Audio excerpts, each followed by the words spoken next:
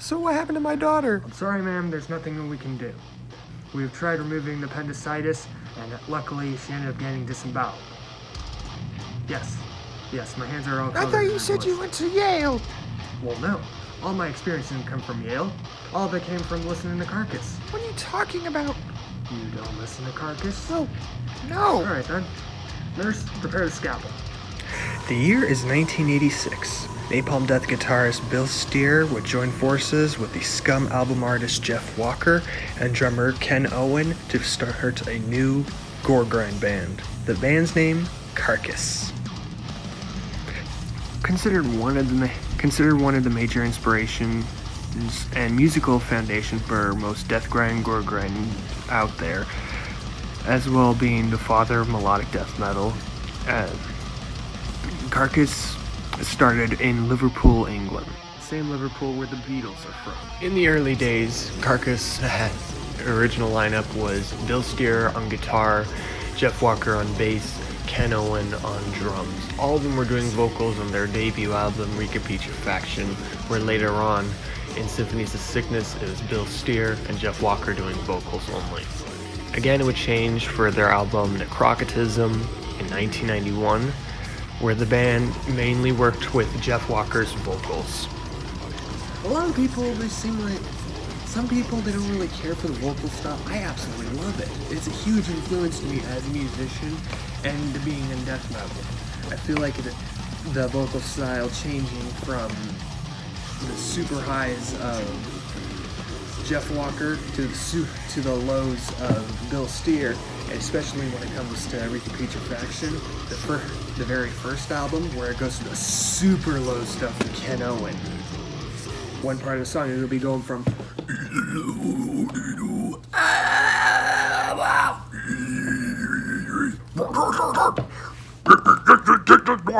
In 1990, Mike Emmett from the band Arch Enemy would join Carcass just to do leads alongside Bill Steer. Unfortunately, in 1996, Carcass had broken up. The band ended up making a huge impact across the US, which would later bring in references on the shows like Beavis and Butthead, to a small name drop on Friends. So lucky. My fiance wants the heavy metal band Carcass. What I really loved about the first two Carcass albums, that they both had like the original grindcore feel. Like you can tell literally from the lyrics and just how the standpoint was for those two records. It was straight up gore grind, disgusting, full of riffs, super fast. Shorts were usually very short.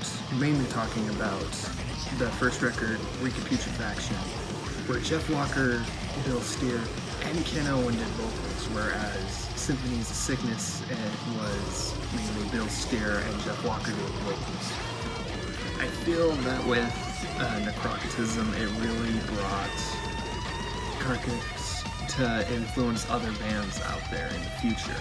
Much like you can see in one of my absolute favorite bands. It was truly a masterpiece. Oh, a masterpiece? You talking about me? Are you really talking about me, Swansong? No, I'm not talking about you, Swansong. You're shit.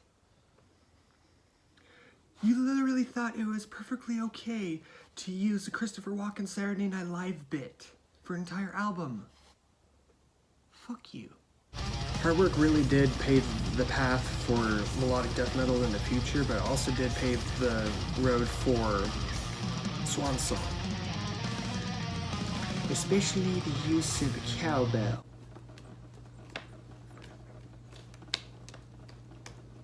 I'm playing the cowbell. I'm playing some Carcass, okay? Don't judge me. No, this is how you play Carcass. You're playing Swan Song. We're gonna play some stuff from Swan Song. Keep on rocking, keep on rolling, keep on dreaming, keep on hoping. Well, I shouldn't be too hard on Swan Song. It did influence a lot of people in music and actually created metalcore and new metal.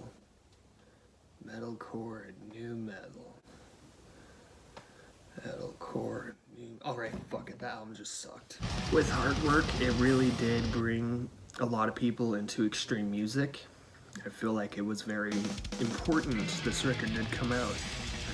Just don't really care that I feel like they did go back, like, they got rid of a lot of the grittiness, the speed.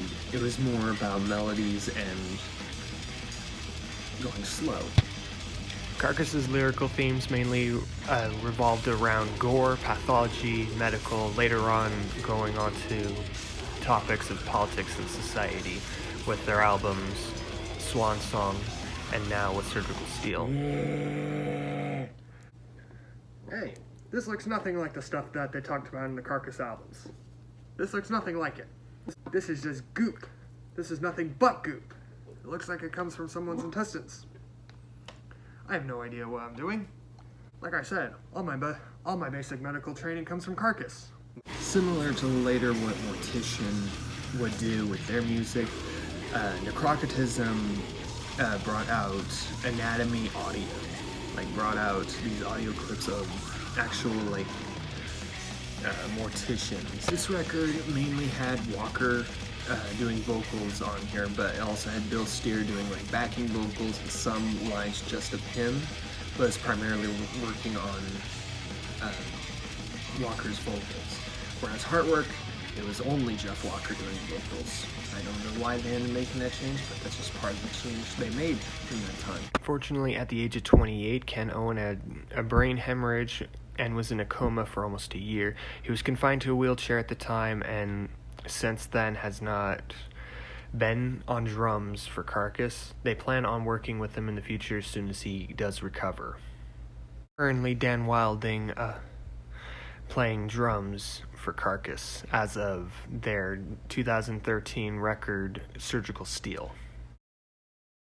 With Heartwork, it was more a melodic death metal, and I feel like it inspired other bands much like Children of Bodom, Arch Enemy, At the Gates. I will say I love both records, both Necrocatism and Heartwork. I think they're both amazing records. Out of the two, I mainly prefer Necrocatism with its feel, but Heartwork did bring a lot to the change to death metal. I will say, I was very happy to actually see the band back in 2014. Saw them with the Black Dahlia Murder, Gore Guts, and Noisium. Such a fucking cool show. Like I said, all my basic medical training comes from Carcass. My hands are all goopy. Pretty. Note to self, bad choices. Bad choices when filming. Make sure you have everything all cleaned up. This thing's starting to look like a damn maxi pad. And just letting you know, this is all fake blood I'm using. I'm not actually fucking dismembering myself or anybody else. Costume blood from Halloween. Good thing Halloween did come around though. I needed a lot of that shit. That's all the time I have for this video. I would like to thank everybody for watching it, and if you want to see more of these, I have one before this, talking about Mortician's Chainsaw Dismemberment. I plan on doing more of these in the future, and I don't know. Let me know in the comments what bands you would like to see. What are some of your favorite things about the two records? What you don't like about the two records? Keeping it together as a metal community. I'd like to thank the band that is featured musically, well, of course, Carcass, but the actual band that's playing music in here, Arterial Mist. They're from Columbus, Ohio, and I'm so happy they're back. You can actually buy their new album, Before the Blood Dries, on Bandcamp, and I'll put a link in the description where you guys can find them. If you guys don't know about Arterial Mist, they've been played on the channel many times. Anyways, I want to thank all of you for watching this. I'll see you in the next video. Bye-bye.